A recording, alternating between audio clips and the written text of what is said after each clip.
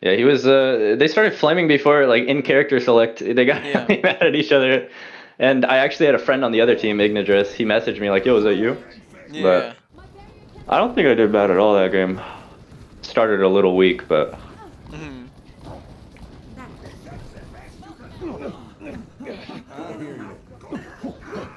All right. So yeah, same as last time. It'll just be a minute or so. I'm looking for something to talk about. Hopefully, actually do averagely this time. yeah, I think I swapped the Hanzo after I get rolled right here because I realized at this choke it's really difficult to play McCree, especially when they have all that spam. And with Yep. double shield or Orisa Sigma, it's really hard. Yep. Here, I would probably be right-clicking. If we're just trying to break shields, then it's like right here on top of us. Right-click is just going to do that faster and more efficiently, though you might want to left-click if you're like further away from it, or it's already close to broken, or you're just, you're trying to shoot it while also shooting other people. But here, there's no way you're going to be able to shoot anybody else, right? So just right-click to break down the shields real fast, right-click, roll, right-click, that type of thing.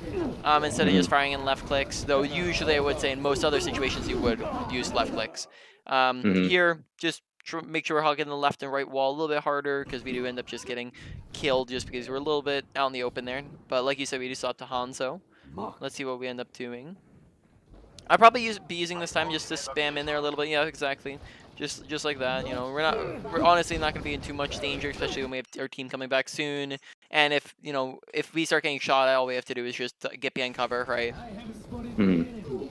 All right. One thing I would say though is rather than going with our team here, I would probably sit down main, or at least maybe I would probably sit somewhere like right here or over here. So what this is going to do is this will create a crossfire effect and also act as an off angle. So right here, this would be the main angle, right? This is the angle in which both teams are facing, the like where everybody's going to be shooting. If we're trying to shoot down this, we're going to be shooting at shields and at tanks, and shields and tanks, most of the time aren't going to be what we want to be shooting at because they have shields, they have the 2 to 3 times the health of other characters, they have armor, they have tanking abilities. They're overall very difficult to kill. So whenever we have the option, we're going to try to go for the other characters. And then on top of that, even though they're a very important role and they do a whole lot, their job as a tank is to create space, whereas DPS output damage and supports output healing. So therefore, they're the ones who output statistics, and they're who you want to be focusing. So what an off angle does for you is it gets you around the shields and around the tanks, so that we can shoot at them from the side. So this acts as an off angle, but this also creates a crossfire effect to where now we are basically taking pressure off of the front line by distracting them from the side, because now to shield you off they might have to take a shield off the front line, or to shoot at you they might have to take some damage away from the front line. So we are ultimately going to end up just splitting their attention, confusing them. If we need healing, all we have to do is just back up to this room to get healing, or we have health pack on left and right, so we should have a decent amount of survivability off on our own. And it would just be a really good idea to stick main so we can get around tanks and shields and also just distract them from the side, rather than just going main and then being stuck shooting at shields the entire time, right? Now Mhm. here as well, this acts as a good off angle. This is decent. Decently good idea there. Though now we run out, they just move around the corner, we run out of angles, whereas we come over here and now we can still see everybody, right?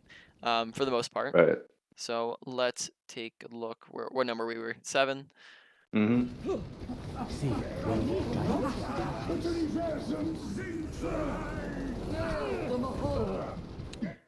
Fortunate. If we can try to look around for if we were paying attention, maybe we could have tried to hover over to the immortality field. But besides that, it's just going into this tiny little condensed area is what really got us killed. Is just the kind of the positioning of being in this tiny little room is the big issue. Mhm. Okay, like they were spamming. It's good. Oh, we accidentally messed up our Totally missed Sonic. my Yep. Sonic. Yep.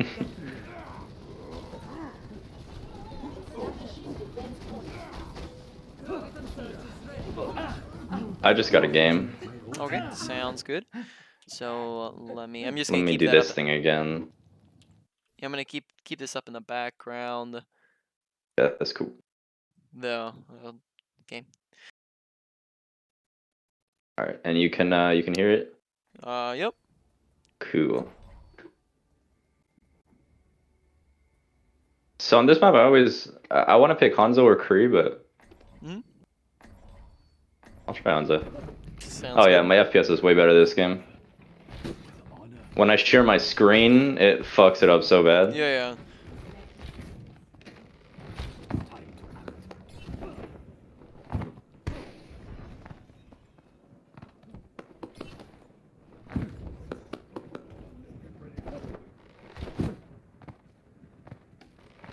See through the dragon's eyes.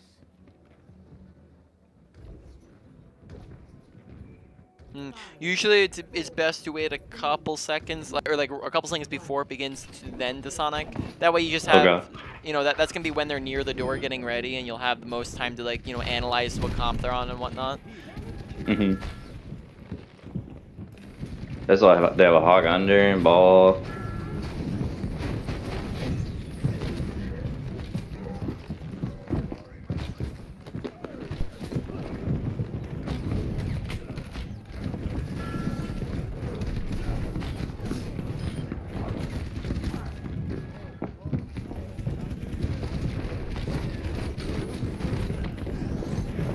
Oh my god, what is this?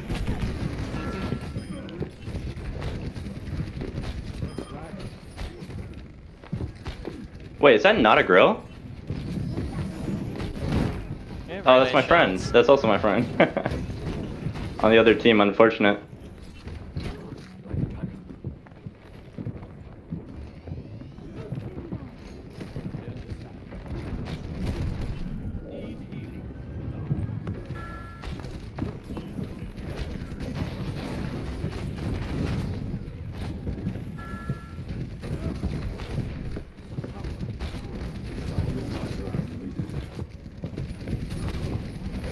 Rip.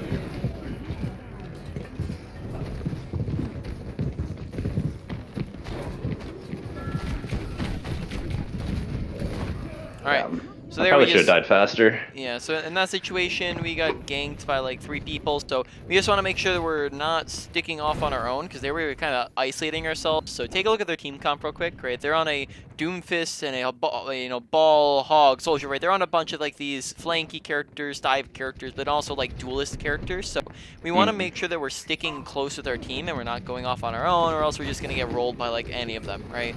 So stick with your team is a big thing there. Make sure we're not going Mhm. off on our own. Very good dragon.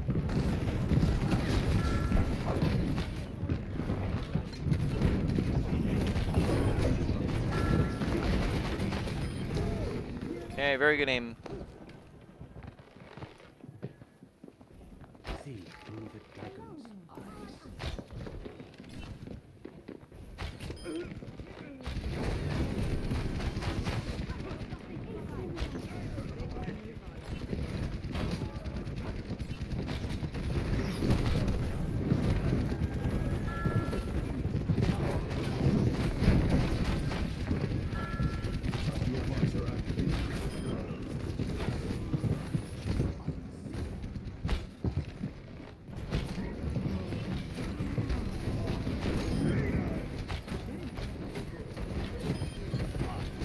Rather than half charging shots there, maybe we can storm arrow, right? And then that might get us some, faster follow up than trying to half charge shots in there.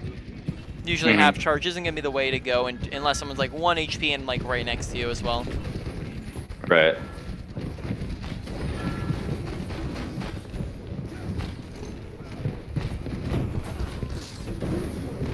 No! Dario almost has grav.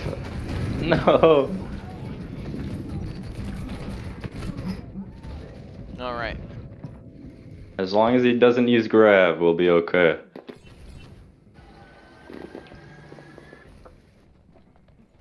A minor greetings.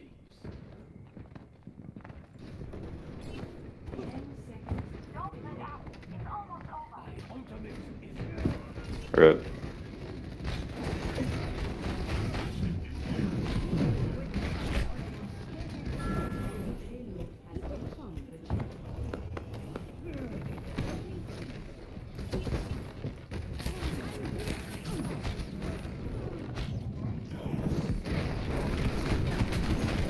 All right, so there we end Yeah. up staggering ourselves, right? Like, make sure we're either backing up sooner or we're looking to let them finish us off, right? When fights are won and lost, we want to look to get out if possible, or if we can, just let them kill us so that we don't end up staggering. And then now, look how far away we are from our team. If they go in without us, Mhm. then we're just not gonna be able to assist them, right? So, we want to make sure we're grouping up with them. Right.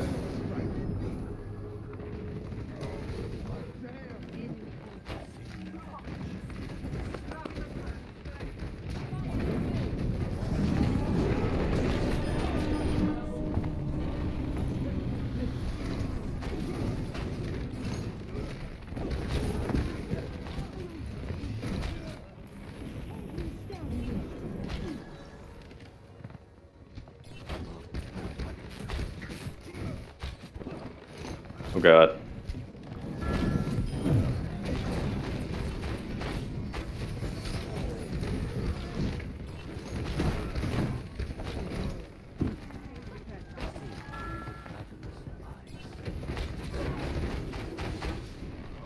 Make sure when there's nothing there that we don't just like end up wasting the entire storm arrow, right? We want to make sure we're preserving it a little bit and keeping it up if we're just not aiming at anything, right? Uh-huh. Oh jeez. Oh. And there we kind of dropped in on top of mines, and we also gave up high ground, but I'd probably say there wasn't any reason to give up high ground, right? So just keep it. No reason to just drop randomly, right? You want to make sure you're sticking up on top of high ground because it's really good positioning a lot of the times. Mhm. Right, and then we also just dropped like into the middle of the fight, out in like pretty bad area where it was just out in the open, and then that got us, and then ended up getting us hooked, right? Right.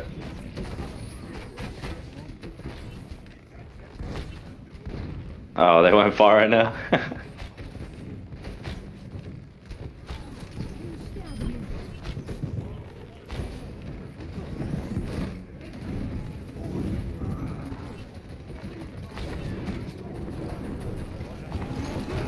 That was terrible. That was so Right. bad. So noting first off that we had grab there, so possibly could have just held for a grab dragon. Make sure you're pressing tab more often. Good habit to Right. get into is to just press tab in between every single fight of the game, just so you have information like ultimates, character swaps, and whatnot. So this is just a good habit to get into for that. Besides that, we also dropped straight out in the open, which ended up getting us a killed. Right, so looks like positioning might be something to take a look at and work on. Though we'll keep Right. an eye on it. All right, so overall, really well played. Positioning, we'll talk a little bit on positioning after this game is done. Now, one question I would have, so far we're playing very, very well. Would you say that a problem that you have is consistency? Like you seem to play really, really well sometimes Yeah. and then really terribly others? Yeah, I think especially I'll lose like 2 games in a row or something. I should probably just Mhm. get off, but like I keep playing and I don't know if it's mood or something, but I'll miss more shots and like Yep. So I definitely would recommend to take breaks. So I like usually it's good to set a limit. Like if you're playing 6 hours a day, right? Like you don't want to be going on major lose streaks. So usually like when I played, I set like a limit for like maybe like 2 3 games a day. It really depends on like the mood. So try to like self-identify and think to yourself, okay, like am I feeling good about my gameplay or am I feeling bad, right? Like when you lose games, when you're tilted, when you're tired, when you're just feeling not great, you're gonna keep losing, right? It's almost it's a very high probability that you're just gonna keep losing your games when you're not feeling the best, when you're not feeling optimal. So if you feel mhm. anything below average, you should probably just take a break, right? Get off for like 10 to 30 minutes, right? Take a recuperate a little bit, come back. If you're still playing like hot garbage, or you're not feeling it, then you might want to take off for the day or just practice on an alt account or play some quick play or whatever, right? Just Mhm. don't play your main account. So that's definitely going to be something to help out. Is just making sure you're not queuing over and over and over again when you're feeling terrible. No. No. You saw that whiff. Yes, I did. That was unfortunate. Because so far the gameplay is looking very, very solid. So I'm just, thinking in my head like, okay, well, what other problems could there be here? So just make sure we're working on consistency. Now we might talk a little bit more on consistency in a bit.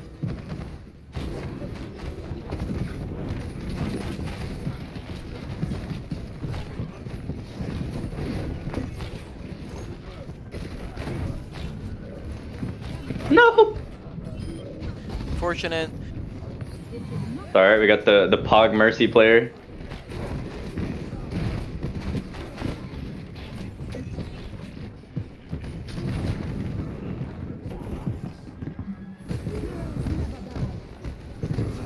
Bruh.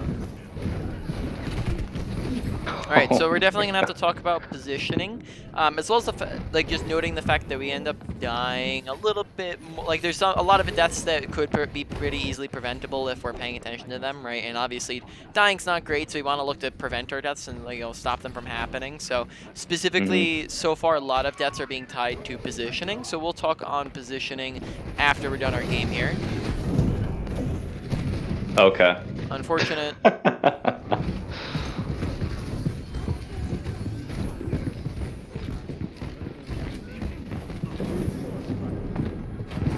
Oh my god, dude.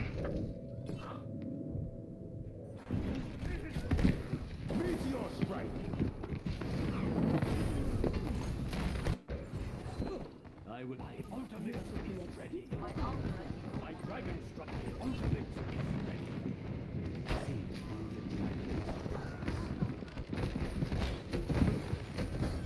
See through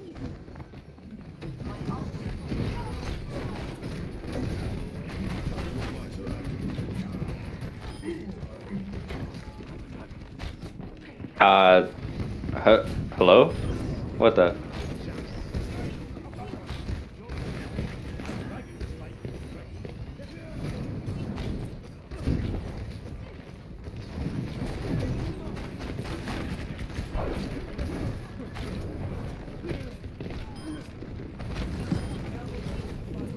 Very nice.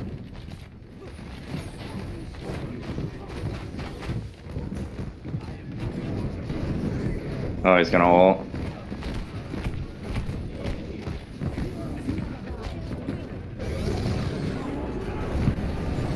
Wait. What was that grab?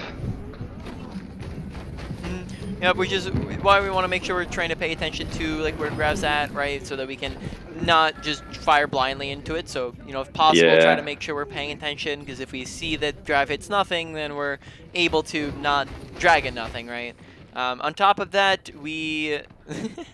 yeah, on top of that, Zarya did get grabbed like 3 fights after we used our dragon, so potentially there, if we were paying attention to tab, we could have maybe used a first dragon and then just charge up another one and then use the second, Yeah, right? I was thinking about doing that. I'm dead.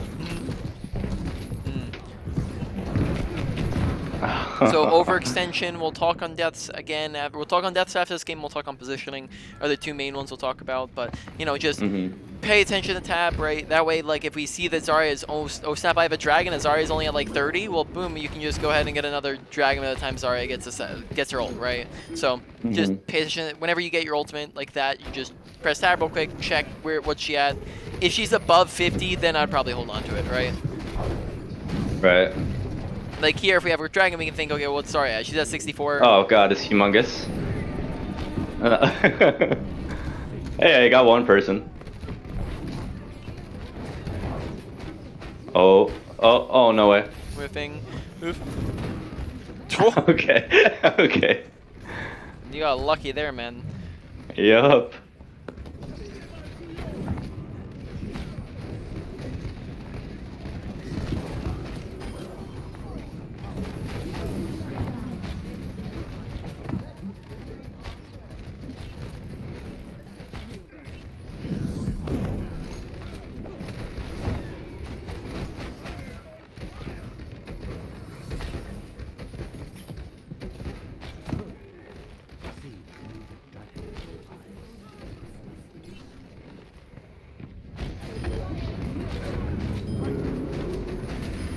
Very nice.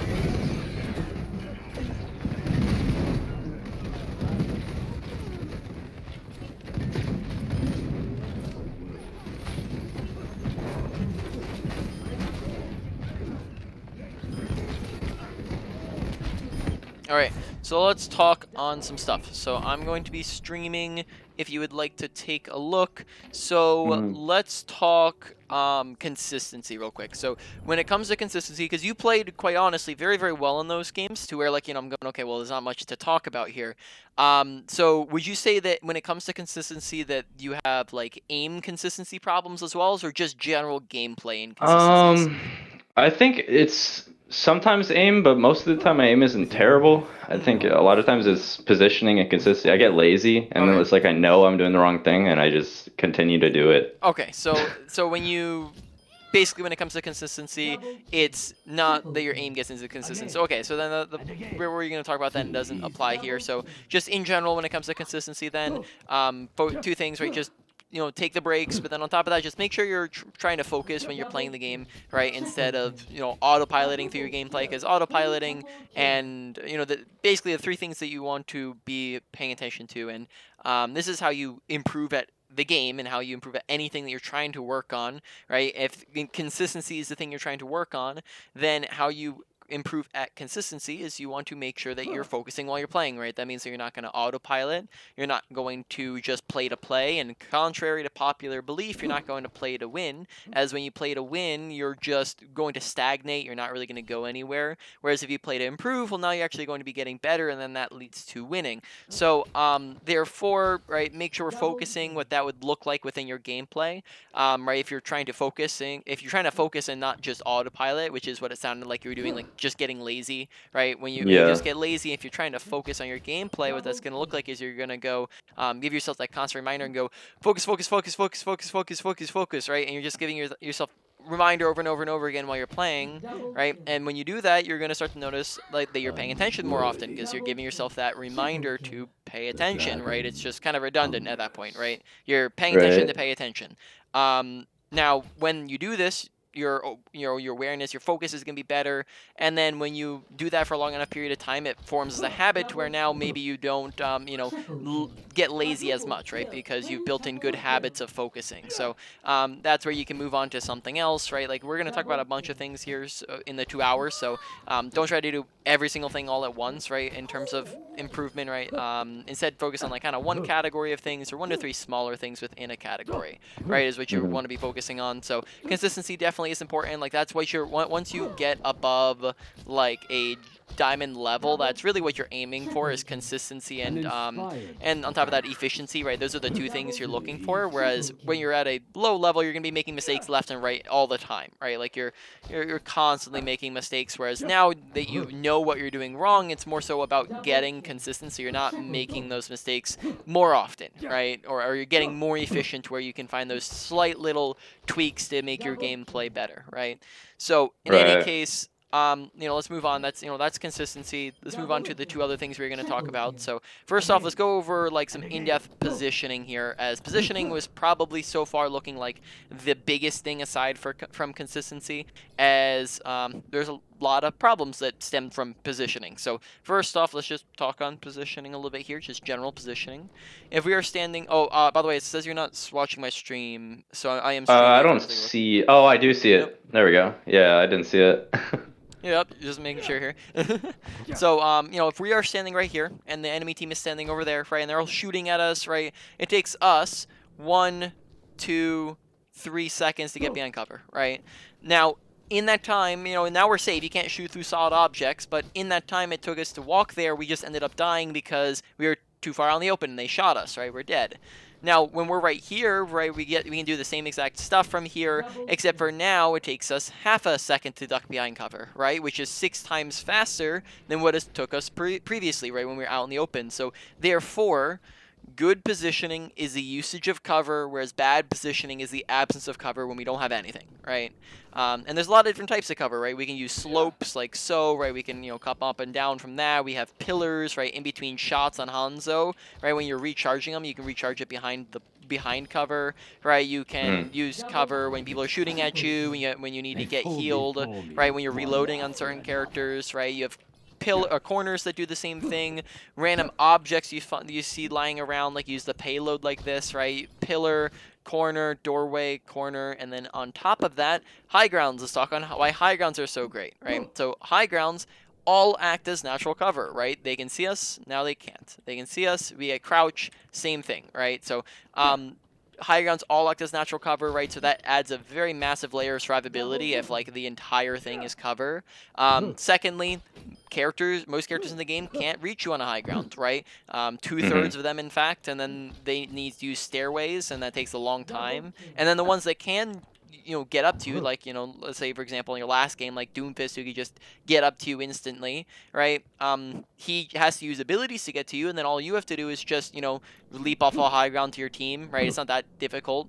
You can just run away from them, and then boom, you're safe, right? Or you can duel them or something like that, right? So overall, it's just going to give you a lot more survivability off of that as well. So then thirdly, let's talk on the third thing. We have a ton of visibility. We can see over here, over there, over there, over there, and over here, right? Whereas if we're on a low ground, well, we can't see over there now.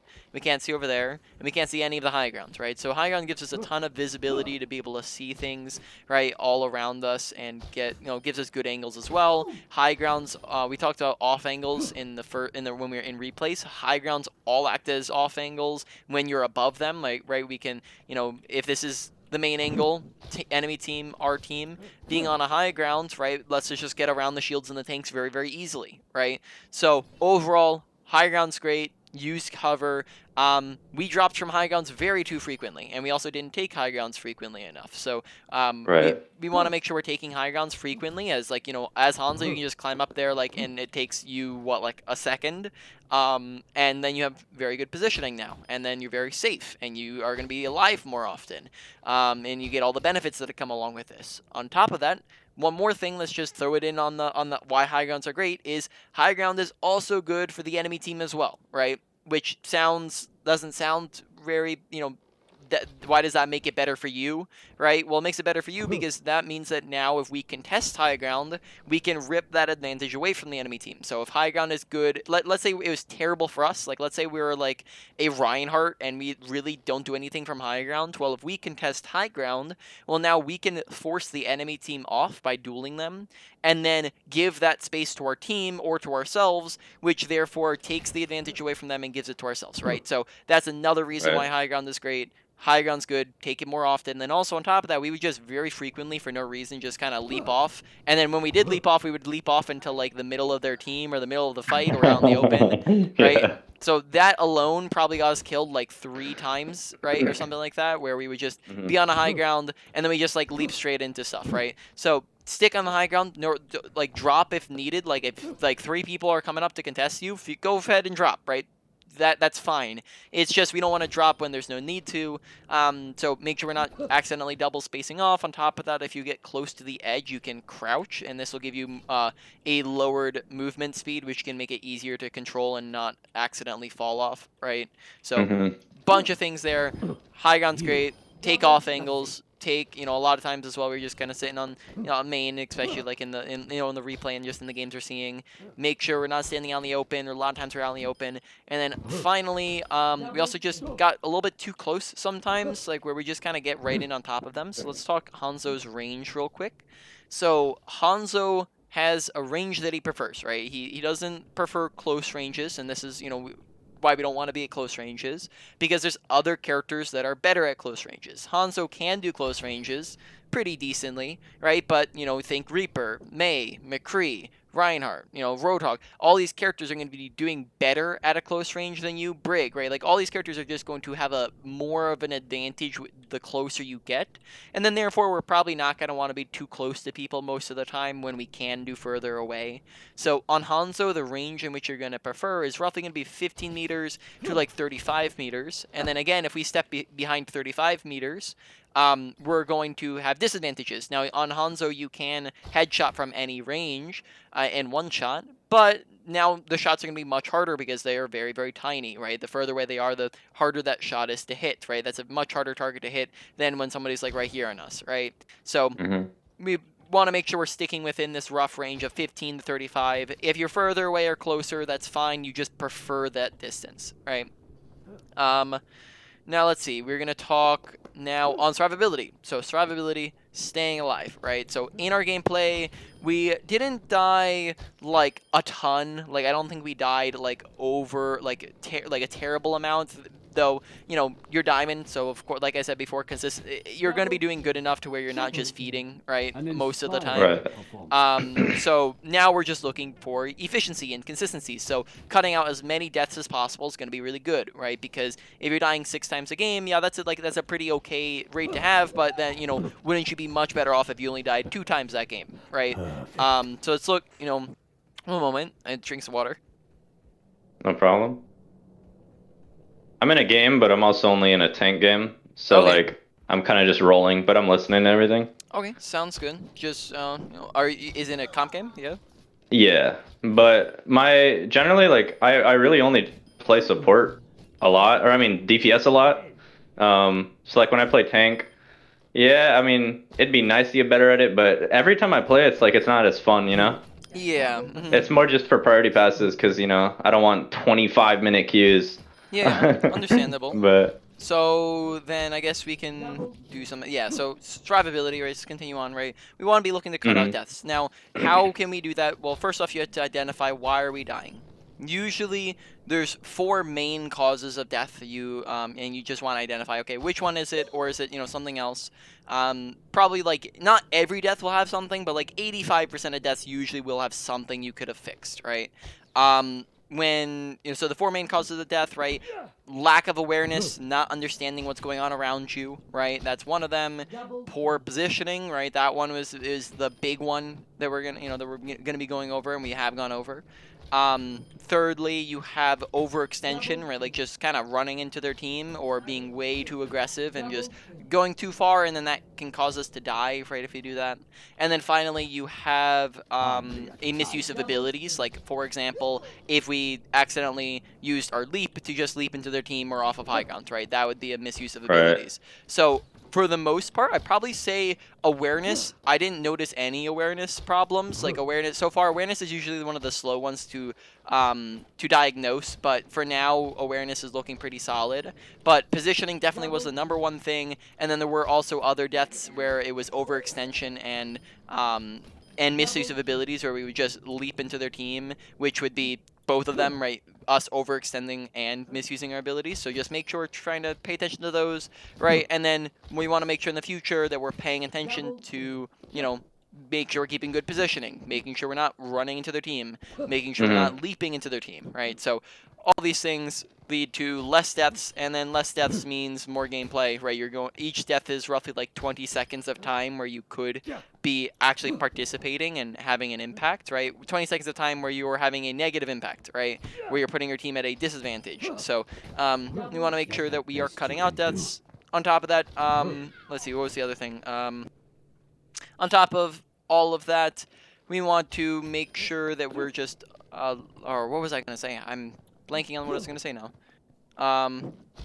Which is fine. We'll get back to that if needed. Oh yeah, the other thing I was gonna mention was just like sometimes when we would die, it would just be like it would be just bad deaths, right? Like when it comes to deaths, right? You have some deaths that are much worse than others, right? Like for example, think if you die 6th versus if you die 1st or 2nd, right? If you're dying 1st or 2nd, well that means that you just put your team at a big disadvantage. Whereas if you're dying 6th, that means that your team probably already lost the fight by that point, right? In rare situations will you not have lost that fight. So dying 6th is a lot of times acceptable, if not even probably the best thing to be doing, right? If you're dying 6th. Whereas if you're dying 1st or 2nd, that's definitely where it becomes bad. And a good majority of the ones we died, we were dying 1st, 2nd, 3rd, right? That type of deal. So we want to make sure that we are just looking to stay alive, not die, and not die in bad situations, because then that leads to us losing fights, right? When we're dying at the very beginning of fights, right? Right. So, what do you want to do? I think that was mainly the things you're going to talk about here. I can think of some others if needed, but you're in a game right now. Did you want me to watch your comp game?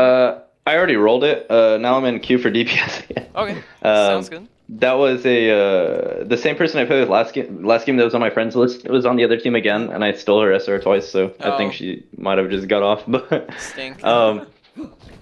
but yeah, I'm back in queue for DPS now. I got priority passes. Sounds But I'll try to play like Tracer too, because I love playing Tracer. But yeah, sometimes I just feel like Tracer's not the move. Like I think I'm good at her, but I don't know if maybe I'm just a little bit stupid. Yeah, I mean, there's definitely gonna be different situations where she's not applicable, right? So, Yeah. we'll see when you start playing her. We'll look into it a little bit. Just let me know when you get in game. I guess for now, let's talk on strengths and weaknesses real quick. And just what needs work, what doesn't. So far, just taking a look at what we've gone over. Probably say ability use. So ability usage. It seemed like little tiny bit needs a tiny bit of work, but by no means terrible, right? Just the odds and ends thing of sometimes we won't we'll hold on to Sonic, or we will misuse our Storm Arrow, right? Like making sure we're not just firing it all at once. So it just and then Uh-huh. definitely the biggest one out of Hanzo would have been just not leaping straight into their team, right, or off of high grounds, right? Yeah. So just making sure we're paying attention to that. So odds and ends things on that, and then McCree is just make sure we're landing our flashbang and whatnot. But Right. overall, I would probably say that ability usage goes to like a low to medium priority for you to work on, right? Pretty solid on that, right? Not much work needed.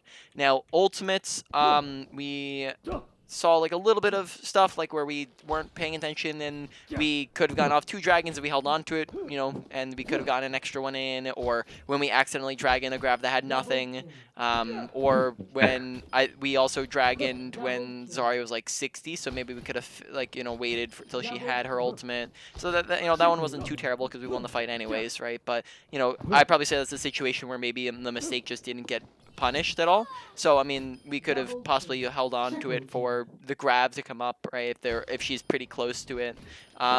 Besides that, High Noon looked decent from what I saw.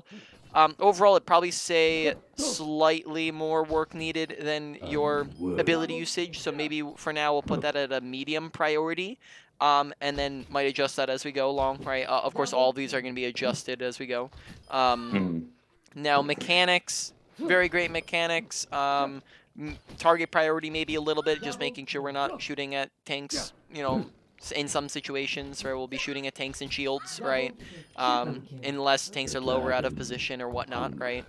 Or they're the only thing we can shoot at. So overall, I'd probably say mechanics is looking like one of the lowest ones. Probably going at, for now, we'll put it we'll put it at a low priority, right? Just it's there, it needs to work, but it's not that terrible. Awareness, that one I want to see more of. We're slow to diagnose that one. We'll see as we go. So far, it's looking pretty solid, and we haven't seen a lot to go into that. Just a couple times, or odds and ends things here and there. So I'd probably say that one goes to a low to medium, and then finally we get into positioning, the big bad boy, where we just end up dying a lot, and also we'll tie in survivability with positioning, as those two were very closely intertwined within our gameplay, where we would die a lot of times because we were out of position. So survivability / positioning, if we're combining the two categories, so that goes to a high, right? I'd probably say if they were individual, it'd go to a medium high, but because we're combining them as one, that's a high priority for you to work on. Very important that we just get better positioning, because positioning sets up mechanics, right? And that sort of thing. And when you're dying, you can't do anything. When you're in a bad positioning, you could have the best mechanics in the world and still not be able to do anything, because you're stuck sitting there shooting at shields and shooting at tanks, and you're not having good angles, right? And you're getting punished because you're out of position, right? So positioning matters, right? If we're not standing in good places, we're not gonna be able to do things. So definitely the biggest one for now. But like I said, we'll adjust things as we go. We do have another hour here, so we'll continue to go along with that.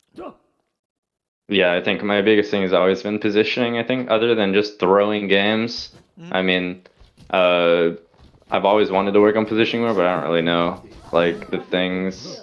It's kind of hard when you're not extremely good to see like what you could be doing better in certain situations. Yeah. So does it make sense? So just to make sure it is making sense though, now that I bring it up, like how positioning works and like what to do to improve upon it. Is it all clicking, or do you have questions Yeah, about it? no, I mean, like, I understand, yeah, positioning. I know that it sets up, like, even if you have bad aim, like if you're really good at positioning, you can probably Yep.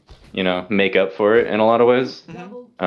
Definitely can. But yeah, it's hard a lot of times to determine what you could be or where you could be, especially when there's certain people who are like Dooms, especially. I'll be playing like McCree in a certain location or something, and just Dooms will come out and fucking one-shot me, and I'm like, well, I basically can't stand anywhere, so I just don't know where to be. There's Yeah, just a lot of so times. you know, if a Doomfist is one-shotting you, right, that's partially could be positioning, but I probably say most of the time that's going to come down to awareness of knowing that there's a Doomfist and paying attention to where is he at, so that he's not just getting on top of you. Because as McCree, you can roll away or flash him. As Hanzo, you can leap away and headshot him or just storm arrow him down. So you do have counterplay to a Doomfist getting on top of you. You also can, like, positioning against a Doomfist could be positioning up on high grounds. It could be, part of when they're on flankers or dive characters, could be playing with your team more often. Because if you play with your team, they can help support you through a Doomfist dive, right? Like they can give you tanking and support and healing, right? So, and then they can help kill the Doomfist. So, a bunch of different ways, things to talk in on that point, right? On top of that, look to just watch for your mistakes, right? This is definitely the secret sauce to improving. And also just let me know when you get in a game, and remember you're also not streaming.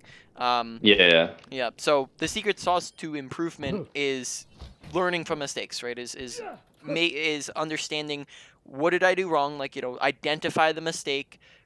What did I do wrong? A lot of times deaths are mistakes, so pay attention to why you died. And then, as we discussed, a lot of times here, positioning is closely tied in with your deaths. So pay attention, that can help you with your positioning. If you died because of positioning, think, okay, where could I have positioned instead, right? Like, what would have been better positioning? Was I too far away from cover? Was I not on a high ground that I could have been on? Was I too far away from my team? Was I not taking an off angle? Right? Like, think through that real quick, and then identify in game, go, okay, I should have probably been standing here, right? And then that therefore allows you in the future to go and stand in said spot, and then that's how you improve. Is you identify the mistake, you think of the solution to the mistake, and then you apply the solution, right? That's the 3-step process to improvement. So just keep an eye out and make sure you're paying attention and focusing on your positioning.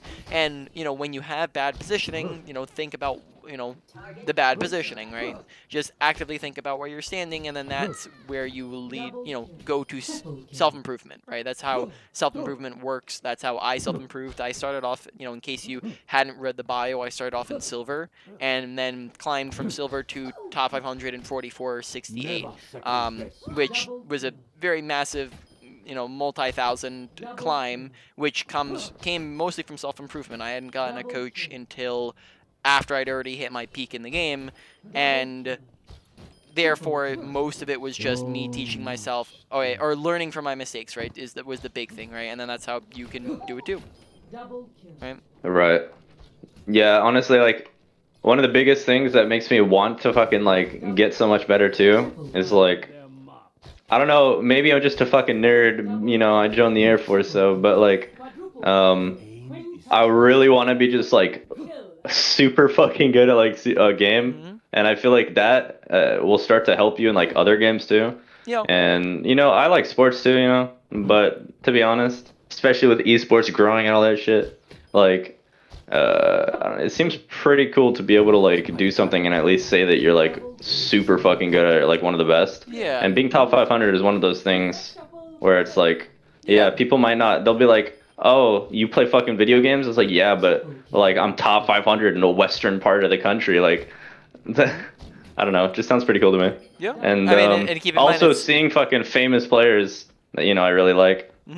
Yep, and also keep in every mind, game. top 500 goes off of the whole North American region, so it wouldn't just be Western. Oh yeah, all NA. North America, yeah. All North America.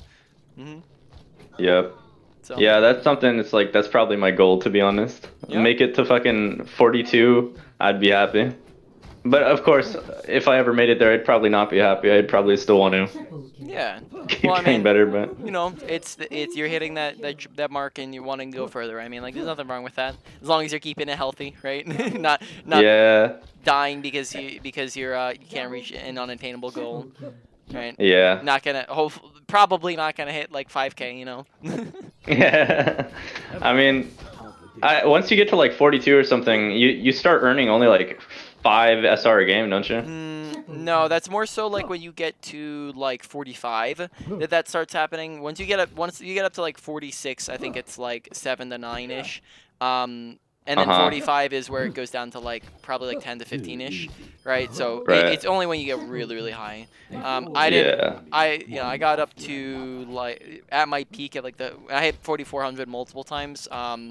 And it really didn't affect it a ton even there. It was like maybe you're earning like a little bit less. Maybe it was more so like instead of 25 win, 25 loss, it was more so like 20 win and then 30 loss or something of that sort. Oh Right? jeez. Yeah, I remember watching like Kabaji's games, you know, like when he hit rank 1.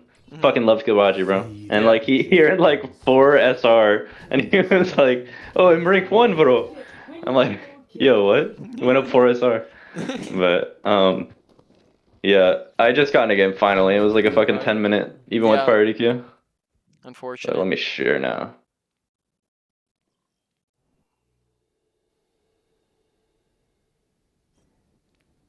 Right. Oh shit, I got this dude again. Wait, did I? Oh, he's on my team.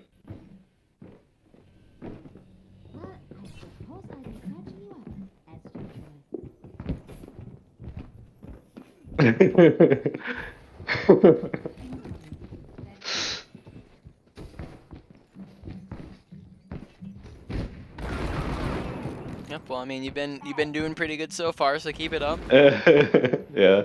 Just not too good. I want something to talk about. Yeah, of course.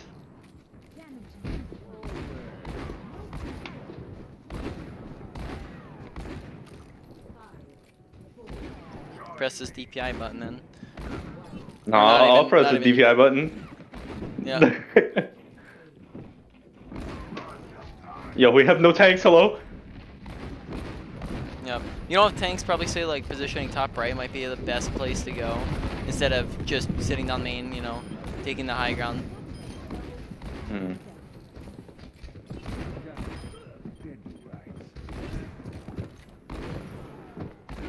Okay, good job contesting main. All right, that's probably a good idea, you know, going for the Yeah, non-tanks. I thought I was about to get rolled.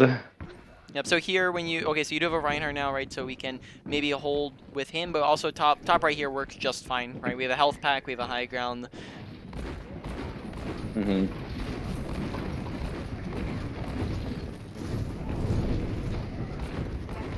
Okay. I pre-flashed, but...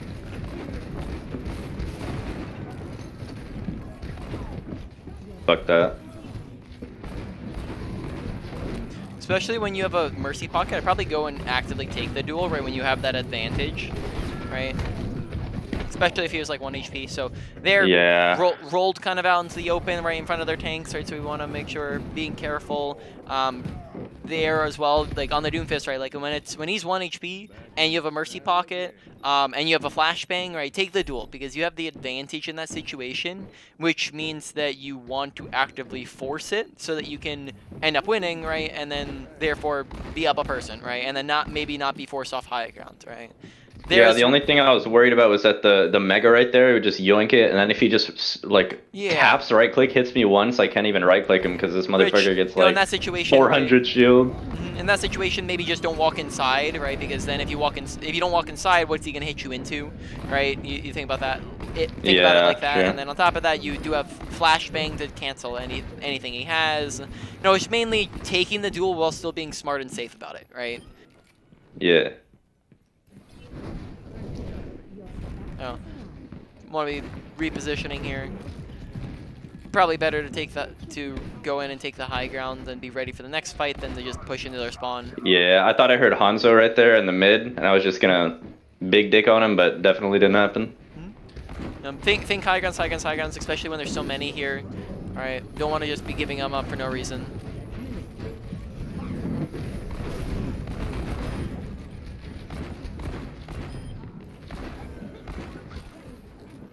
Alright. I forgot we were going to talk about that, but it's fine. We have plenty of time. We'll go over right click versus left click.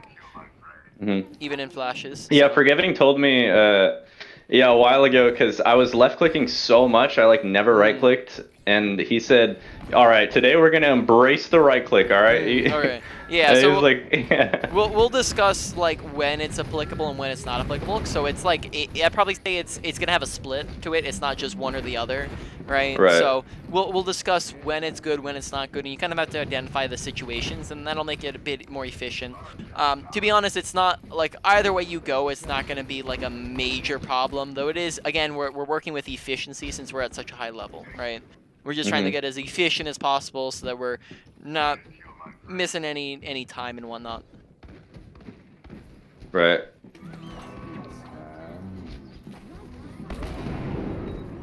Might wait a little bit longer to go for an ultimate. Maybe no one wouldn't peek from that angle just because it's very likely that they'll have cover and that they'll have tanks that can block you, right, with a Reiner and a Diva. Right. So probably just better to wait for when the fight actually begins than to try to go for it in between fights. Right. Yeah, I was being a little cocky. I know Deadeye is definitely not the best ultimate in the game. Generally, I only try to go for like one if I see one. Yeah. And if anything, it starts. You'll get a second one if you're lucky. But I mean, I know you can set up for better ones too. But it's kind of generally how I've started using it. Yeah, definitely is a decent way to use it. I never missed that roll. But I also probably would have fed.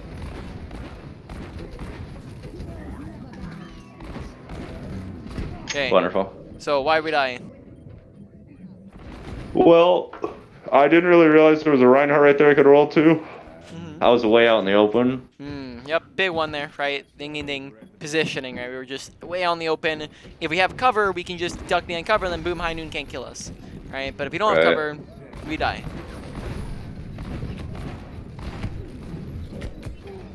So unfortunate.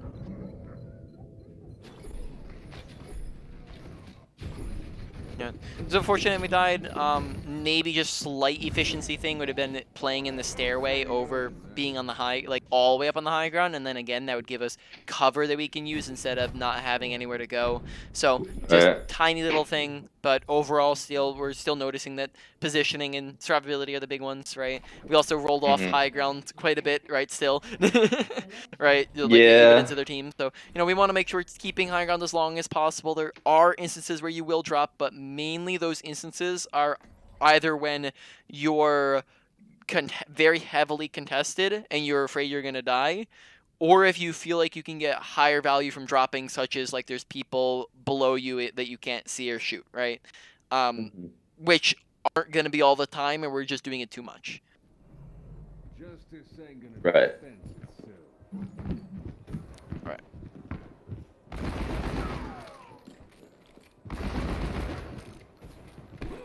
Here in this situation, just since you do play Hanzo, this might be a situation where Hanzo might be slightly better because you'd have more access through the choke point. Like McCree would just be stuck shooting his shields right here at the choke, but Hanzo can go top left, he can go all the way to the top, and he can't. So basically he has like 2 extra options besides just sitting at choke. Alright, your stream paused for a second, but it's back. Okay. Maybe it's because you tabbed out or something. Yeah, when I tab out, does it pause? Yeah. Okay. Goes back. Yeah, so here is just about getting more angles than just sitting main.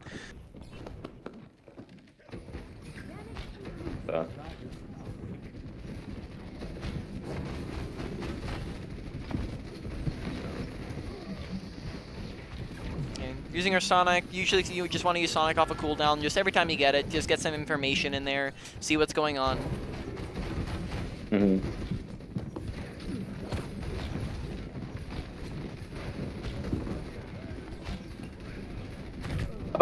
Oh, make sure not standing still. We stood still for like half a second there, and then we just got domed. So make sure we're constantly AD strafing. We're not standing still for anything, and then hopefully we don't die then. Yeah.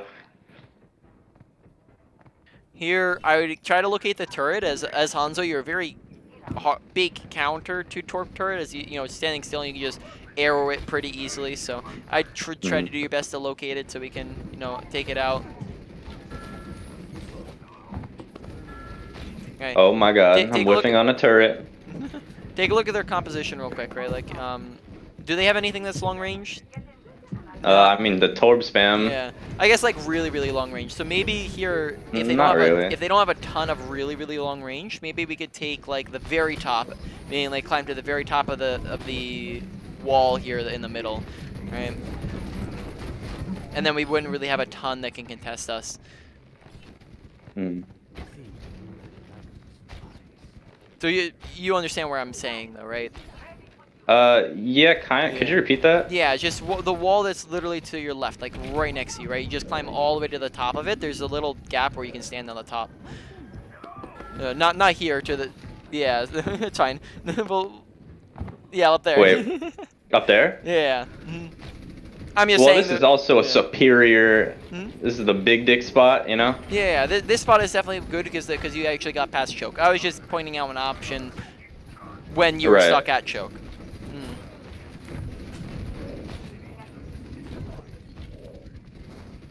Grab the health pack maybe, right? If the health pack near you. Yeah. Instead of just sitting there.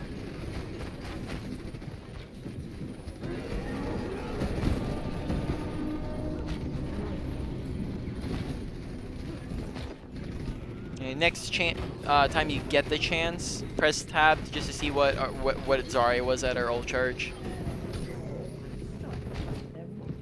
It's like 40. Okay, so you're good. Very solid.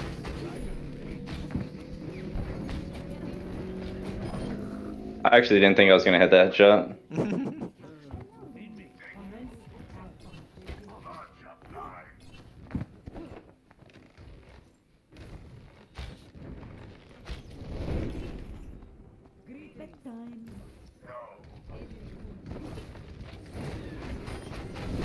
Oof. Okay, very nice. You got 2 dragons before Zarya's gotten 1. Alright, so you'll probably get it soon because she got nanoed, right? So we're just paying attention to that. Hello? Yeah.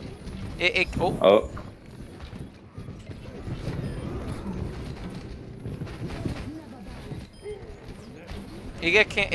Climb gets canceled anytime you curve slightly, so you have to keep your crosshair like really straight when you're doing that. Right. Very fine usage. All right, overall really solid. He got dragged. He got grabbed. Yep. Overall, really solid round. No deaths. Really, the only part of that round where we didn't do great was like the very beginning where we just kind of weren't sure what to do at choke. Right, that was the big part. And then besides that, once we got past choke, we just kind of rolled them.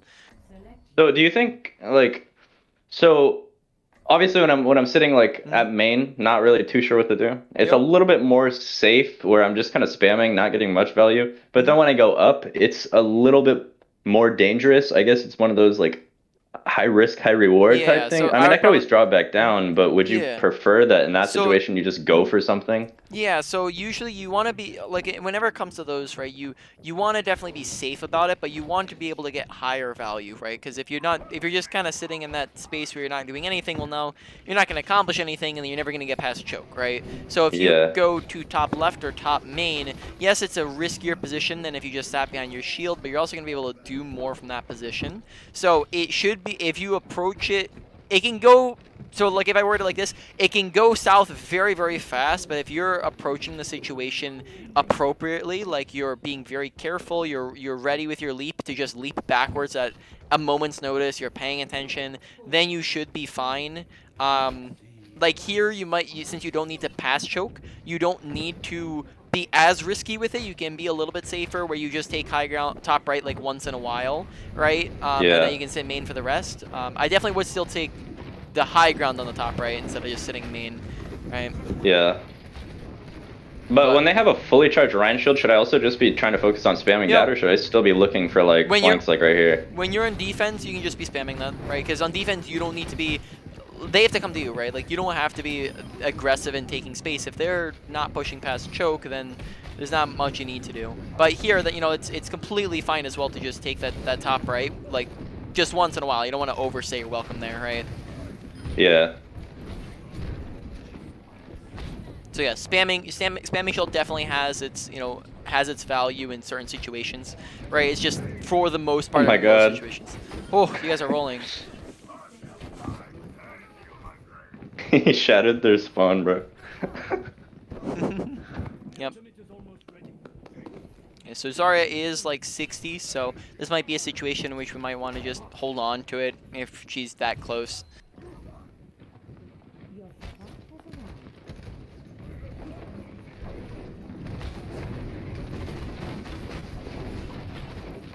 Hmm. Or unless you see that, that's fine. I was like, you know what? Fuck you, Zarya. Yeah. I'll just build another one. Yep. You know, if you see big one, go for it, man.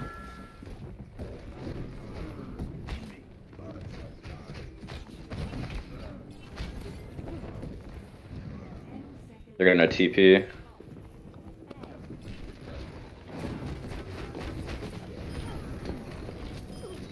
Interesting choice. All right. Oh, there was no time. That makes sense. Very nice rounds. No real problems.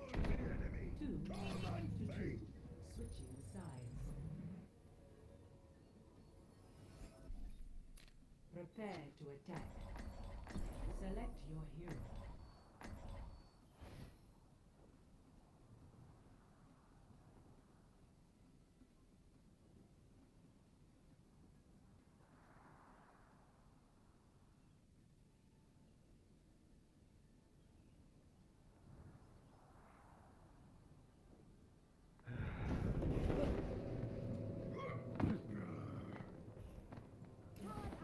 The dragon awakens.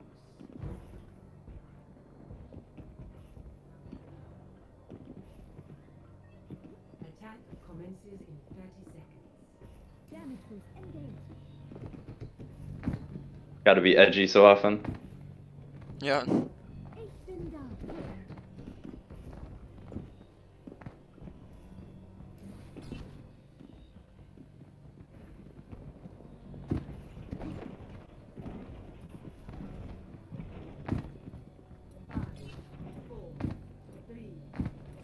Would you say there's still like the same amount of like throwers in 4.5?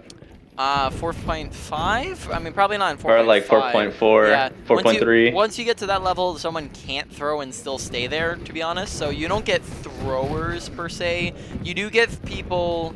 I probably say you get throwers up to like 4.3, right? Because you have streamers in your games. Like Red Shell? Yeah. In general, streamers don't typically like try hard just because they're distracted by entertaining people, and then they also make stupid plays for entertainment.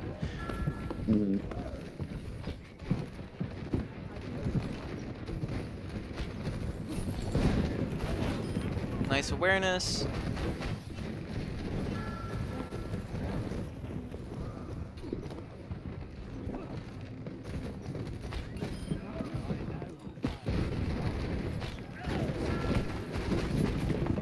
I'm just trying to die, but I wanted to take out that Ash. Yeah, so in that situation, you might have honestly been, especially like if you have a Mercy Pocket with you, you might be able to survive longer there. Like Yeah, I could have like yeah. sat there, I guess. You could have sat there, right? And then even if they come after you, you can maybe like get kills, which puts your team at, you know, if you trade, that's an advantage here on when they have such a far spawn, right?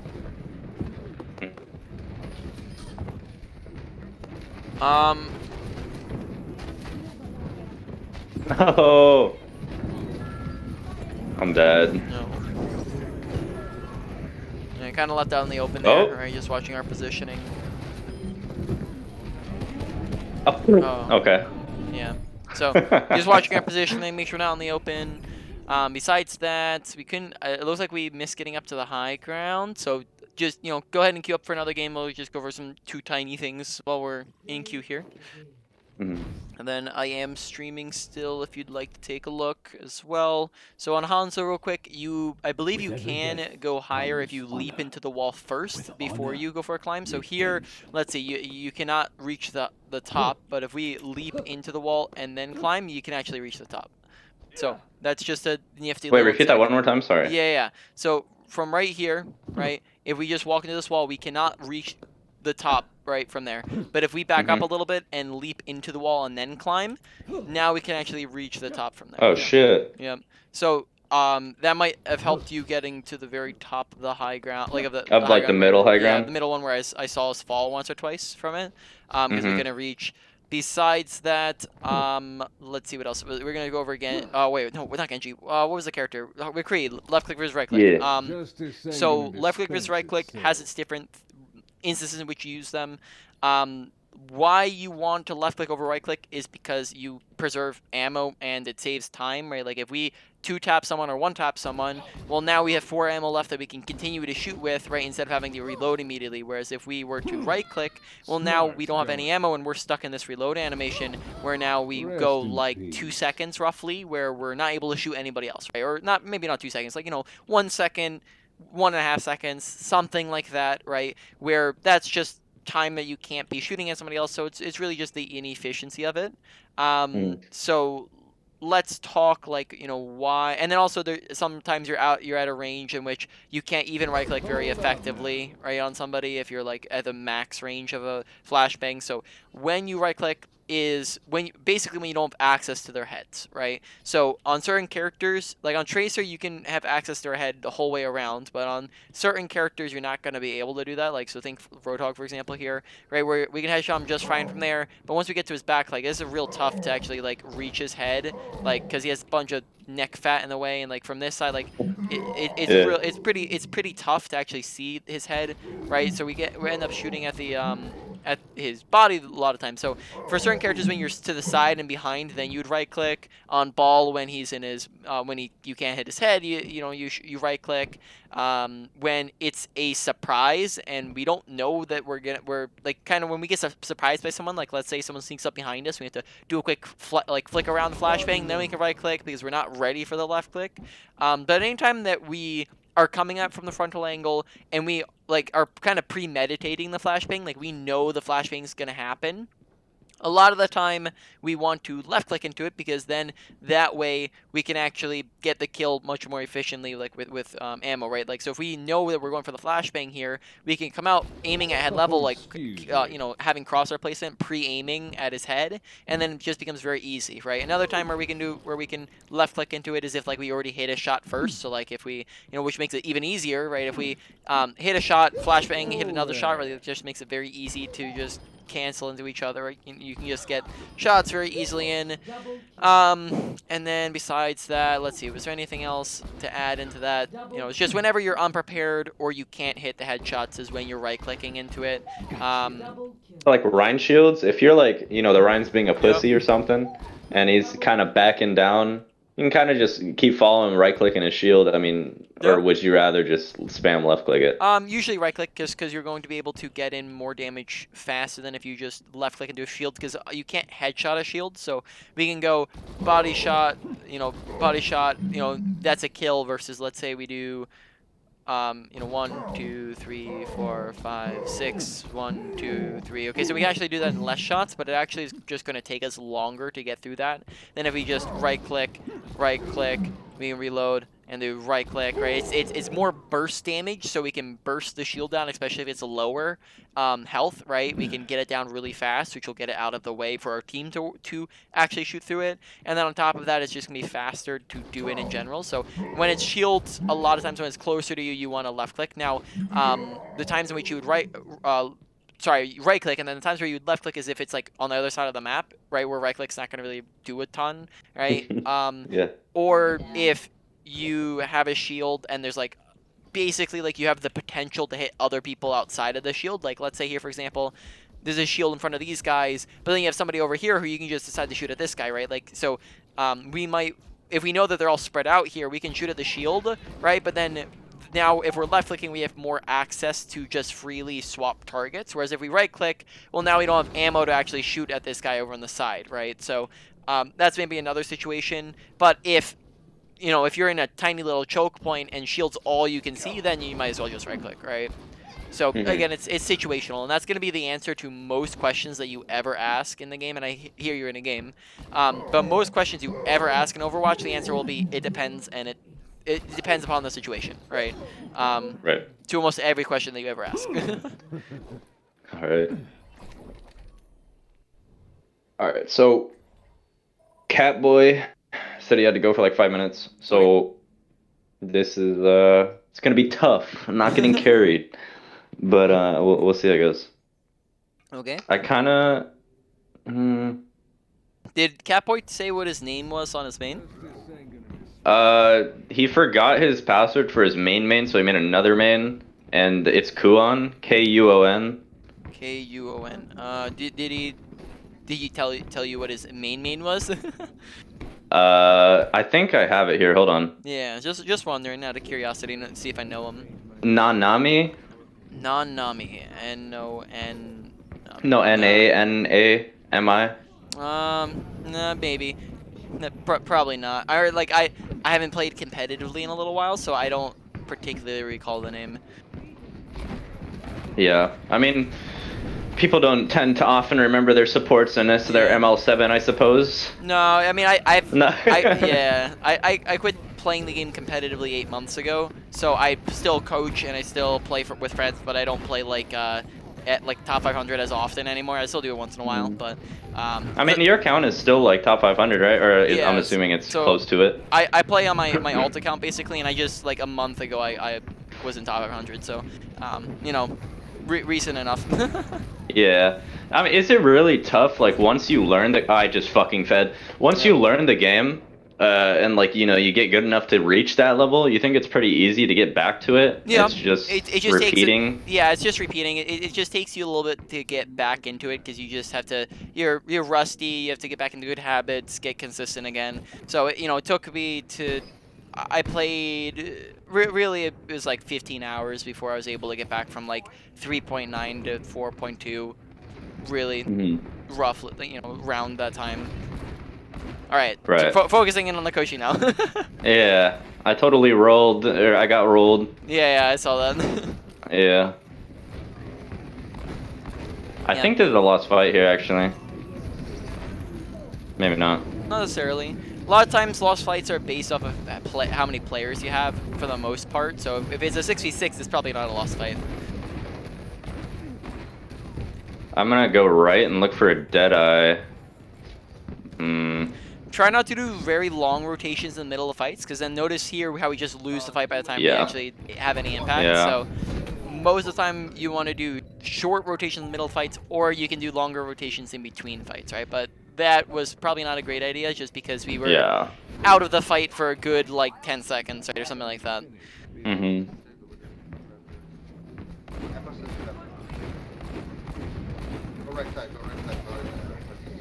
So, like, here, when we're coming into this next fight, like, that would be maybe a time where we could do it, but obviously we're on the wrong side of the map now. Oh, Jesus Christ.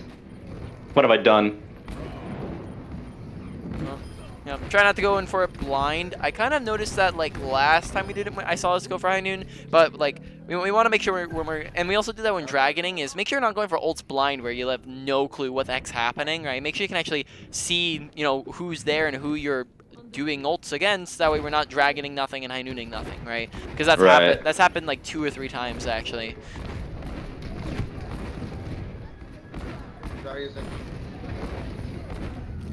Oh my god, huge.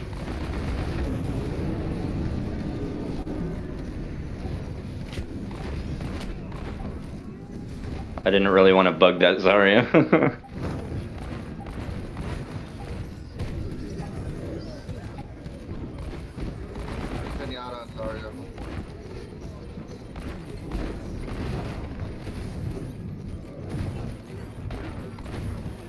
Right. If they have a trance up, you might, and like they're within the trance, you might want to. I'll talk afterwards. Yeah, if they're in a trance, maybe just hold on to your abilities, right? And like, you might want to like have played slightly more passive while the trance is up, and then maybe gone in after trance is gone. Or there are also people, I believe, behind you who weren't in trance. So just overall, just probably not the best idea to, I saw like, focus Zen. Zarya. I thought he was gonna like he looked like he was literally just going in fucking Yeah. lone survivor mode to like touch point. So I was like, Yep. oh, I'll just kill the Zarya here, and then he kind of backed out again. Yeah. So, you know, in that situation, it was maybe more so like maybe go for someone who's slightly further away from Zenyatta so that he can't just go over and help really easily. Right.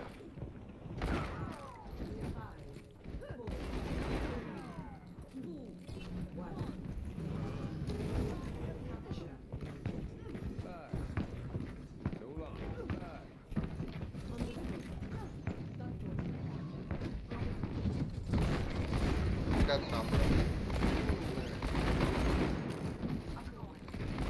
Okay, they're on a full dive here, so positioning-wise, we're adapting based off of compositions because team comps dictate play style. So we're probably gonna want to stick with our team more often here. Okay. Oh god. Okay, so with That the was Brig, kind of scary, but luckily the team, Yeah. we were there. with the Brig, if she's gonna be having a shield in front of you, try to, you know, same thing as like a Genji, flash to the Yo, left or wait, the right. I thought my team was here! I'm sorry. Yeah, okay. So with a Brig, same thing as Genji, flash to the left or right of her shield, right, instead of just flashing Yeah. straight at her. On top of that, maybe don't like roll into the middle of their team. Make sure you're sticking with your team. Here, like I was saying, but it was in the middle of the fight, so I'll reiterate.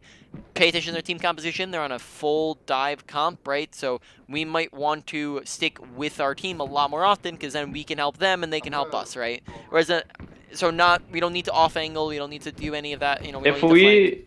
if we start splitting up, or like people, you know, everybody starts going different ways, who should I try to stick with?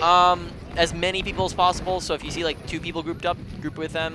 But besides that, probably stay with the supports, right? Because you want to be able to protect them with your flashbang. Right. So try to either the supports or the biggest group of people possible. Oh god. I kind of wanted to disrespect them and dead either spawn just for Yeah. no reason, but that just would have been a throw. So. Back up, back up. I didn't do that. And I just alienated myself. Ryan. Yeah, so they're just isolating yourself, right? And then that Yeah. led you dying, missing the flashbang. The big you know. spooky monkey with a nano. You left us, bro. I sacrificed myself for the team so that he could only get me with his nano. It was actually humongous brain. Yeah. Alright. Here, maybe like come top left, right? Like take the high ground, maybe in this instance, right? Maybe we can get off a high noon in this fight, I had a something of that sort. Like if you're walking back, this is gonna be basically roughly the same distance as just walking down main. Slightly longer. Very nice. Though I couldn't tell if he had time to back up or not. I don't know. Oh, fuck. Mm.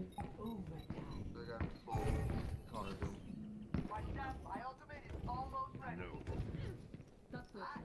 Take the objective. Take the objective.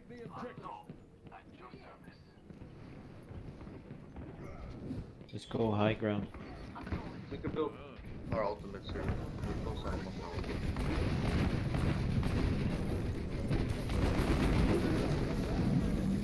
Oh, rip Ryan.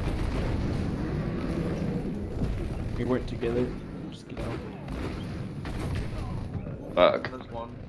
No, it's fine. They used some ults that fight, right? They had more ults than you guys did.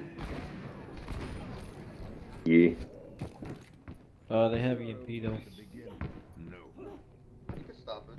No EMP. You just stay back like maybe 6-7 feet. From like the core. Flash the MP, I believe in you.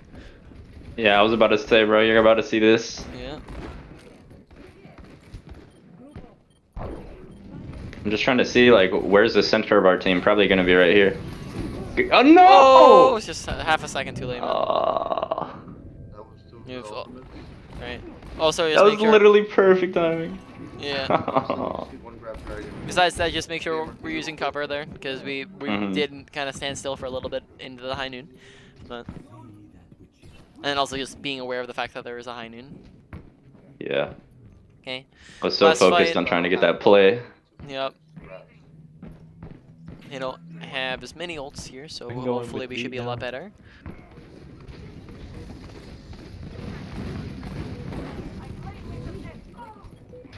At 98. No way. No, I didn't get beat. I'm ready. Unfortunate. So, yep, there, just missed a couple of shots. Fuck it, did I?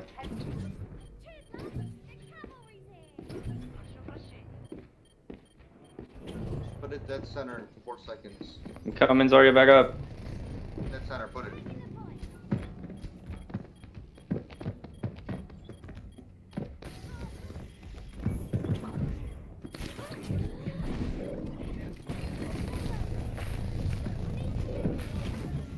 Okay, very nice contest.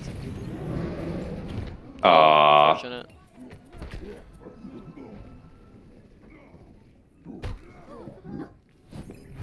Score 1-1. Alright, big problem that game. Be like half a second faster with flash. Yep. Justice ain't gonna dispense itself.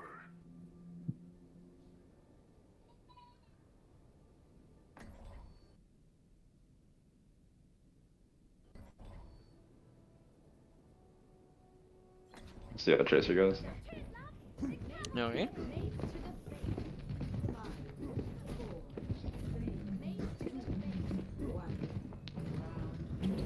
Capture the objective.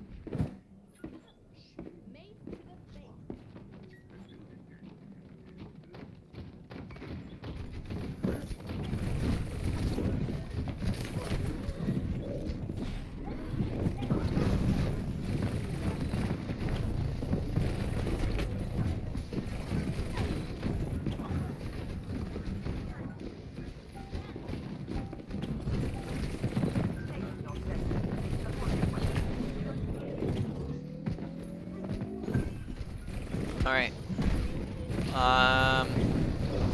We'll have a talk in a moment about just Tracer. Hmm. Alright, so fight's one. Play as an opportunist. Tracer with her playstyle likes to play as an opportunist to where she jumps in and gets aggressive when people are low, out of position, when you get pulse, when you make someone low, right? That's how Tracer likes to play. Because Right. you can do that very easily. Now, what we did there is we just like immediately blinked in every time, right? Where we immediately just went straight into them, and then therefore just kind of got rolled, and then we had to use all of our abilities. So instead, sit like a little bit further back, you know, at like 10, 15 meters-ish, roughly that range, and just poke and poke and poke until you see an opportunity, right? If you make Right. someone low, then you can get aggressive. If somebody ends up getting low, if someone's out of position, you get pulse, right, whatever, then you get aggressive. Just don't get aggressive immediately off of nothing. Oh my god. Right, unfortunate. That sucks. Try not to play with your team. Tracer wants to play from off angles, right? Even almost more so than McCree does, right? So play to the left, to the right, behind, not main though, right? Right.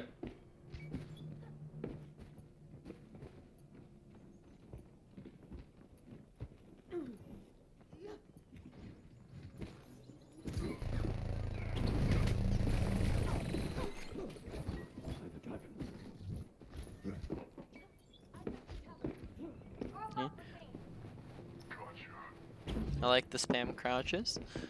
Oh yeah. Not a tech too many people know. Very nice.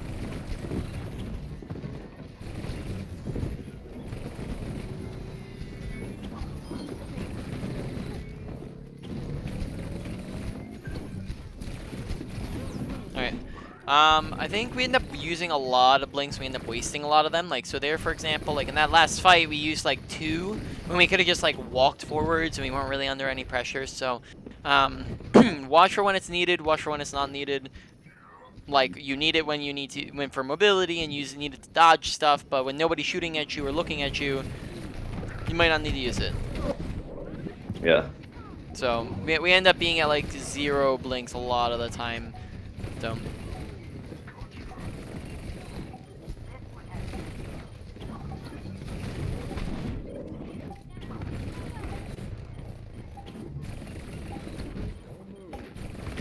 Very nice plays, good usage of abilities.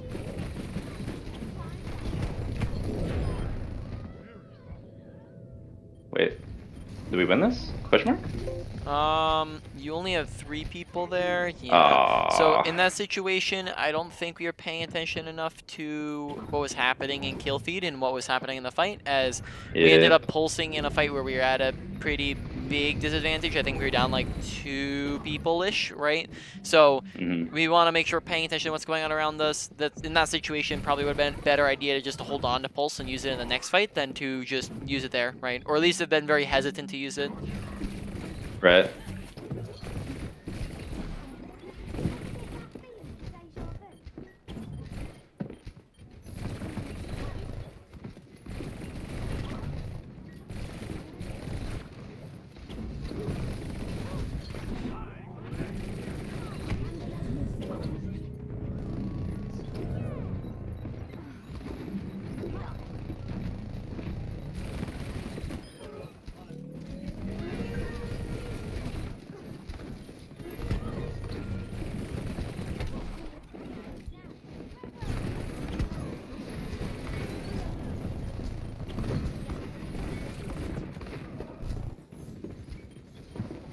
Ball in the back.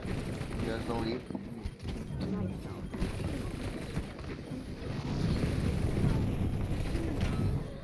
Holy.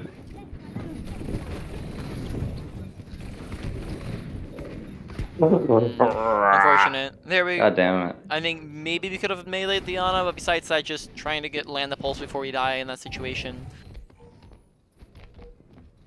Oh wait, never mind. We still have time left to touch. My bad. I actually didn't see that we were that we had time. My bad. I thought it was a 99%. So you are good. You didn't need the pulse there. Yeah. This is gonna be rough. I almost got destroyed.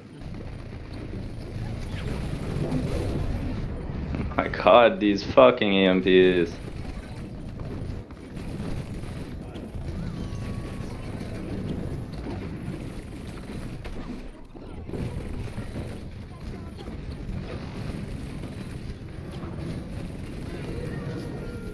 They rally every fight.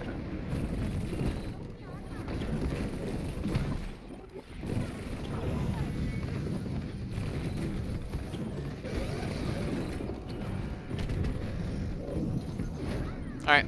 So in that situation, pulse bomb target, make sure we're trying to go for like a non-tank, right? That way we can maybe actually secure the kill on him. But besides that, let's talk blink management. So would you mind actually giving me the replay code here, and then we'll go over this replay and then wrap up the session after we're done going over this. And oh, it's in career profile. Yeah, I don't know Career why I profile. went in there. Yeah. So yeah, in any case, we can go over that, and really what I want to walk you through is like wasted blinks and blink management, because I honestly recall I think we did really decent with. It's just a lot of blink mismanagement that was the big thing on our tracer. So let me get that up. I am streaming now, Welcome and then to you can go ahead and Oasis. stop streaming, because I don't think Ready we'll for battle. do another game. We'll go over Yeah. this and then we'll wrap up. So let's see, let me go just to tracer. So here immediately, right, issue is that, like right here, this is where I was saying, instead of just immediately trying to go into the Ana, because we're going to go in the Ana, there's like, what, like a 2% chance we one clipper, and then we're going to be immediately forced out, which happens because they just all look at us and shoot at us, right? Because we don't have any team pressure, we don't have nothing happening. So what might be a better idea would be to maybe just sit where we're at now, maybe push up a little bit, right? And just poke and poke and poke and wait for something to happen, right? And then once something happens, right, we make the Ana low by just poking her, or, you know, our team does something, right? Then we can actually get aggressive and go in and do something. Whereas here we just kind of went immediately in and then immediately out, right? Just because they just pressured us out. We didn't really get any value here, right? So that was one thing here, right? We just go in immediately, blink out, immediately need to recall, right? So we're gonna go, so here we're just gonna go, I'm just gonna kind of say, this is misused, I'll just point out every time you just don't really use blinks effectively. So here, that one's fine, But then second one, right? Like what does the second one really do here in a moment? Like when we're about to blink is like it doesn't really do very much. No one's right. We discussed right. You blink when you are using it for mobility or when you're in danger. So you're dodging danger, right? Dodging bullets, dodging stuns, dodging whatever, right? That's when we blink. So here we recall, we blink. Second blink does nothing, right? Didn't do anything else, just waste the ability. Okay, now we're here. They look around at us. Summer's looking at us. We blink. That's fine. That's all fine and dandy. Now let's look at the second blink. Was that one needed? I'm actually gonna lower that. Maybe lower down the time here. Actually, you know what? Instead of doing that, I'm just going to bring down the Oh, 5's the lowest skip interval. All right. I guess I'll lower this by a tiny bit then. Okay. So here, was this necessary? Yeah, I'll probably say it was. 3 people there. Good idea. All right. So now we're just out of abilities. Though we look at that one. Was that one necessary? Like, did we need to blink to over to point? Like, we're not really dodging out anything, right? Because we were around the corner anyways, and we had our team with us. Right, like here we get around the corner. Once we get around the corner, nobody can see us. So us blinking over to point doesn't really do very much for us besides just waste abilities. And right now we want to be getting them back up because we can't get aggressive if we don't have blinks, right? We can't go in and do things if we have 0 blinks to work with because you need blinks to be able to duel people, right? So here that one's wasted. And then here, let's see, we were about to use like 2 more to get on the Ana, right? This one's wasted, so wouldn't it be better, for example, if we just walked this distance to get up to Ana, and then by the time we get to Ana, we have 2 to 3 blinks, versus if we blink over to Ana when we're already low on blinks, well, now we're arriving at Ana with 0 blinks, right? So 2 to 3 versus 0 blinks, right? And it's taking like a second or 2 less, right? Maybe like 2 to 3 seconds, something like that. Less time, but we're getting more blinks as a result because, you know, that's just how it works. So most of the time when we're engaging in on things, or not most of the time, but in situations like this when we're engaging in, we might want to just walk the distance rather than just blinking in the distance because it's not really necessary. And then this puts us in right next to Ana when we have 0 blinks, right? And then now Ana looks at us and we immediately have to recall because we don't have any blinks to dodge, right? Okay, so then we blink again. That one, yeah, I'd probably say, you know, we're getting around her. Recall, fine. Yep, we're disengaging. Those are fine. All good.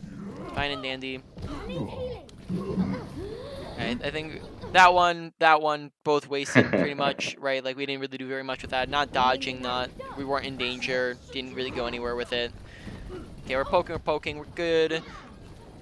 You see she's low. Blink over there, that's fine. Alright, we're just closing the distance. Blink out, we saw McCree, all good. Alright, so now I think now we're good. Let's wait till like the next fight starts. Alright, we'll skip forwards a little bit. We're dueling on. I think this duel is good. Okay, so now we're waiting for the next fight.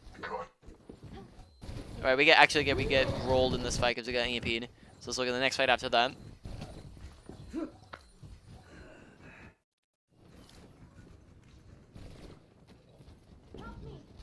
Alright. So here we use a blink. Yeah, we're using blinks to, you know, we're just closing the gap. Here we're just taking a little bit long to get up to the higher ground, but I think we land the pulse here, so really good. Good blink. Right. I think so far this is looking all fine and dandy. Right, we blink behind. Right, we blink out. Right. That's fine, all fine. Right, now here, this is where we see it, where maybe we didn't need to use that blink when we could have just, again, we walked the distance, because wouldn't it be better to get over to this Brig and the Ana with, you know, 2 or 3 blinks versus 0 blinks, right? Because we blink out, we have 0 blinks, and now we're looking to go back in. Well, here we can just walk over, right? We can still shoot Brig. Like, once we turn this corner, we can still shoot Brig from this distance, right? We can just walk and shoot, close that distance, and then now we have 2 to 3 blinks versus when we blink in here.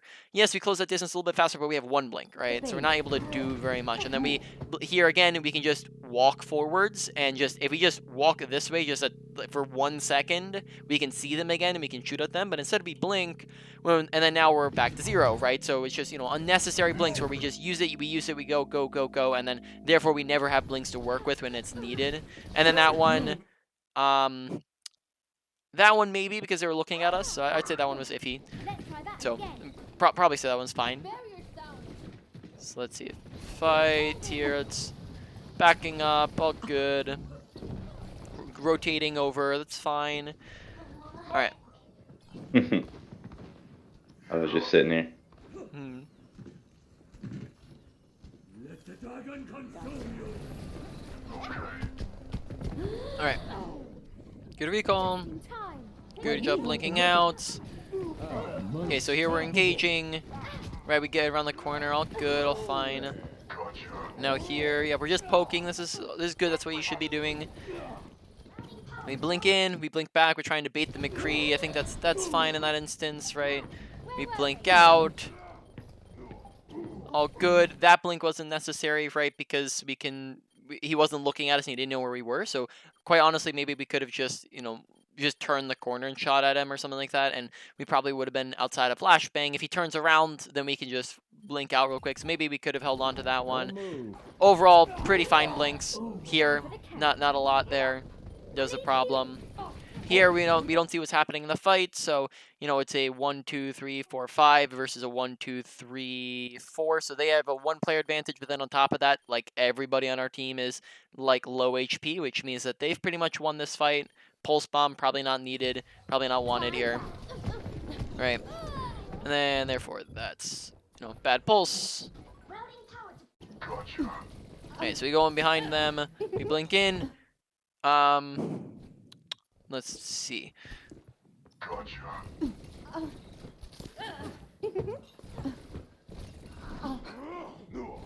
that feeling? So maybe if we had already been hit once here, if we know that we're gonna recall anyways, instead of blinking in and then blinking again, probably just be best to blink in and then recall, right? This baits the nade while also still recalling our health, whereas here we use an extra blink, and then therefore that blink got wasted, right, when we just recall anyways, right? So That feeling of deja vu. wasted blink there, right? We just see probably wasted blink.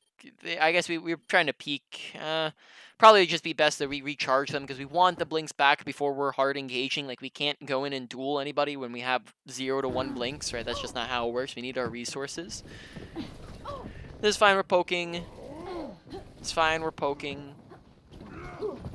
Double blink in, probably not needed. Maybe I would single blink in, and then that way, when we're arriving, we have again 2 to 3 versus having 1 when we're double blinking in. Because right now, right, if we were at 3 and we double blinked, we would be at 2 right now if we hadn't double blinked, right? So it's just maybe single blink in. You don't. In fact, this is actually probably worse that we're this close to them, as we double blinked in too far, and then now we're within bashing range from the brig, and we're not keeping a healthy distance. So we actually blinked in way too far here, right? And that gets us bashed. We also blinked in within flash range as well. Okay, I think we're trying to get Mega right now, yeah. Much better. Guess we're also trying to do stuff from main. Objective is Team men. Yeah, right now we're just poking. Roll it to me. Blink, blink. That's fine, though we just... Where were we? yeah. dragon consume you.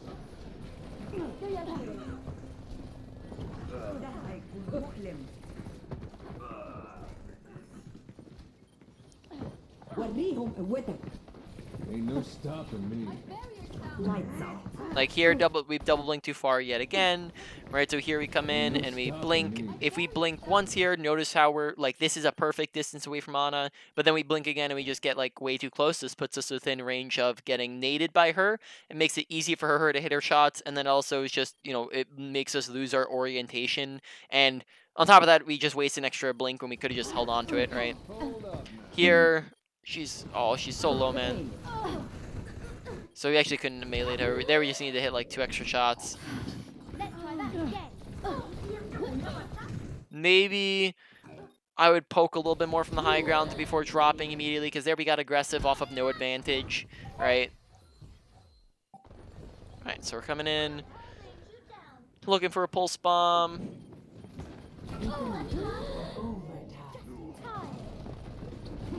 Okay, here we pulse the ball. Had we waited, like, let's say we just walked in an extra 2 seconds, like now we're on the Ana McCree, and then that would be much, much higher value pulse.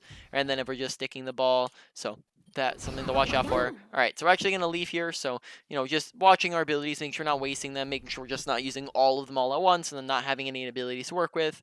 Now we're going to go over the main points of the session, do a quick review along with that, and then wrap up the session from there. So, main points. Number one, positioning, positioning, positioning, right? We just had a lot of positional things, and then that was the big main point of the session, right? And then we also mixed that with survivability, so positioning / survivability, right? Make sure that we're good positioning is the usage of cover, bad positioning is the absence of cover, so remember that.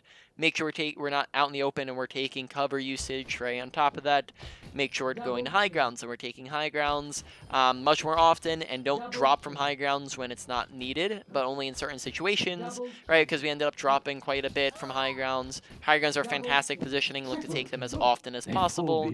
Take off angles, right? This gets you to good targets to shoot at, right? It gets you around shields and tanks, and means that you can shoot at good things. High grounds that act as off angles, but also just taking off angles too as well. Besides that, those are all really the main point. Also, distances from people, right? Making sure on Hanzo we're keeping our 15 to 35 meter distance, right? Whereas on different characters we're gonna have different distances, right? On Tracer we're going to be more so trying to keep within our blink range at all possible. So that would be like 10 meters ish, right? Is our preferenced range, right? Because that's where we're doing our max damage, and that's where we can. That's where our blink range is. We can go for blink pulses and blink melees and stuff like that, right? So,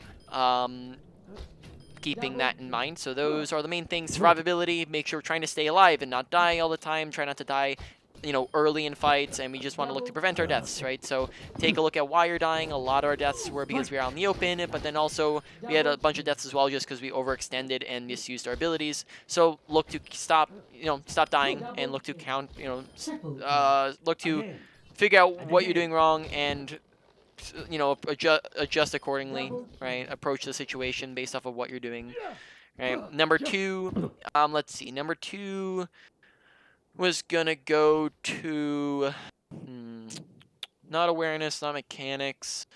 Ability usage or ultimate usage, I'd probably say it goes to your ultimate usage, as, a lot of times we would go in and use our ults blind, where we just had no clue where people are. We did that with Dragon and with our High Noon usage, where we just would go in and we used it when there was nobody there, right? Or we just weren't sure what was happening. So make sure, you're looking around before you're ulting. Make sure that we're focusing, supports the DPS with it, not pulsing tanks. Make sure that we are not dragoning when our Zarya is very close to a grab, unless we have a pretty nuts dragon we can go for. And then also just make sure we're not ulting in won or lost fights, right? We want to make sure we're holding on to those for the next fight. Okay.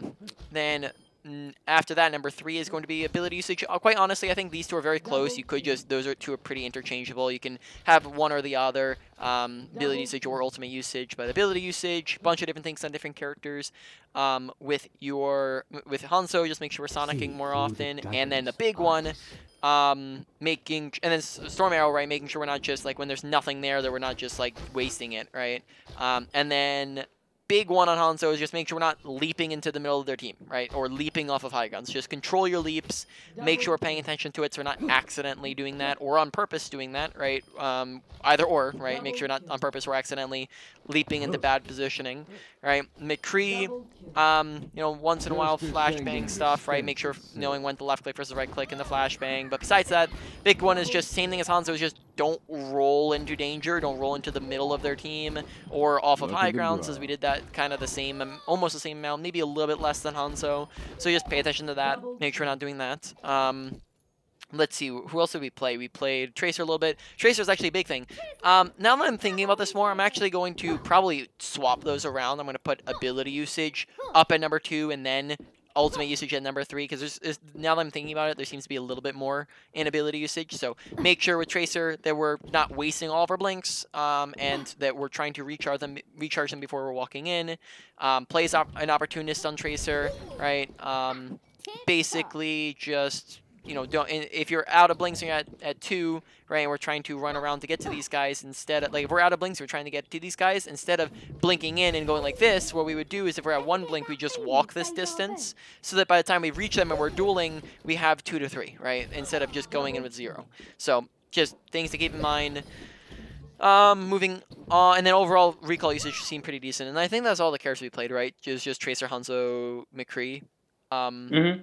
Yep. So That's what I've then, been playing a lot recently. With every death yep. comes So then moving on, with honor. let's see. Redemption. Awareness. There was a couple. I probably say that comes in at number 4.